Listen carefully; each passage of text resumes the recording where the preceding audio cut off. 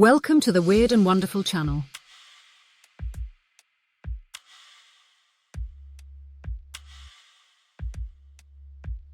Today, we are looking at the ghosts of the plagues. When plague swept through towns like a black tide, it didn't just take the living. It also tore open the veil between worlds.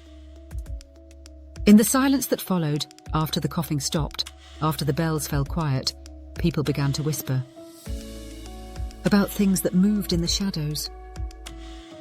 Faces at the windows of boarded houses. Cold fingers brushing against their skin. These were the ghosts of the plague. Folklore from across the centuries tells us that when great sickness struck, the dead did not rest easy. Let's step back in time and meet the restless spirits born from the darkest chapters in human history. The bell ringers who never came back. In medieval Europe, it was said that the dead were ushered out of life by the sound of bells. Ringing was meant to ward off evil, but in some stories the sound drew it in.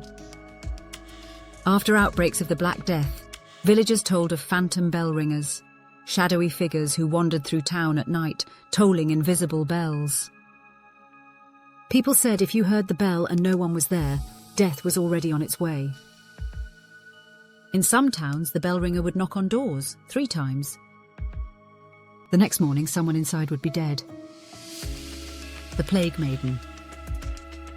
In Eastern European folklore, especially in Poland and Lithuania, she was known as Morowa Dziewica, the Plague Maiden. Tall, pale, cloaked in white or red, she carried a black scarf or a vial of poison. Where she walked, death followed. Villagers claimed to see her drifting through streets, painting red crosses on doors with her scarf. The next day, everyone inside would be gone. Some tried to appease her with offerings, others chased her away with fire or iron. But most simply hid and hoped. Even centuries later, sightings of a woman in red during times of illness would send waves of fear through rural towns. Ghost processions and funeral trains.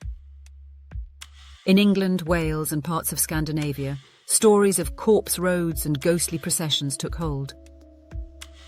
These were routes the dead were carried along from village to churchyard, and many believed the spirits never left.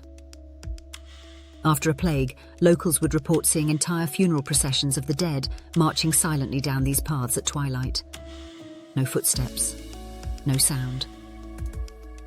Just the slow movement of figures in burial shrouds, their faces hidden.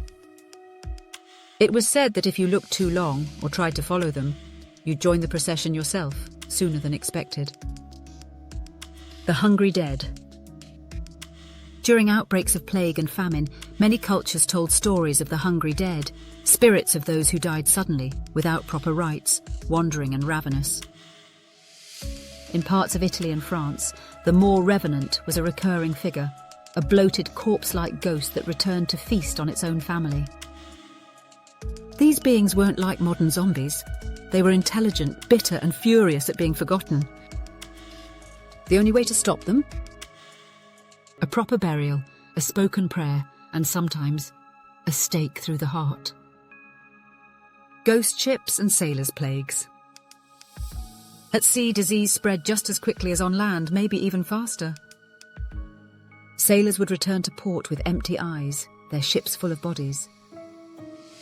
Over time, coastal towns developed stories of ghost ships, vessels appearing in the fog, tattered sails flapping, no crew in sight. In Scandinavian folklore, these plague ships were cursed to sail forever. Anyone who boarded them would vanish or return with strange sores and blackened fingertips. Fishermen swore they saw lights on deck or heard weeping through the mist. To this day, stories still surface of strange ships off the coast, drifting silently toward land. The buried and forgotten. Mass graves were common during plagues. In cities like London, Venice and Prague, bodies were buried in haste, sometimes alive by mistake.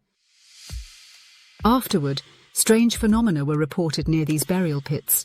Cold winds where none should blow, voices under the earth, animals refusing to go near. Folklore tells of waking dead and earthbound souls, spirits confused, angry, or simply unaware they had died. In some traditions, bells were tied to the wrists of the newly buried, just in case they weren't dead after all. But the bells weren't always for the living. Some believed the soft jingling at night came from spirits, trying to remind the world they were still there. Plague reshaped the world in ways we're still reckoning with. It left scars on bodies, cities, and the soul of folklore itself. These stories weren't just ghost tales, they were ways of making sense of unbearable loss. Of death that came too fast, too cruel, and left no answers behind. So the next time you hear an unexplained knock at the door, or catch a glimpse of something in the corner of your eye during a fever dream, remember, some spirits rise in silence. And some bring the echoes of sickness with them. Please like and subscribe for more folk horror content. And check out my books on Amazon. Be seeing you.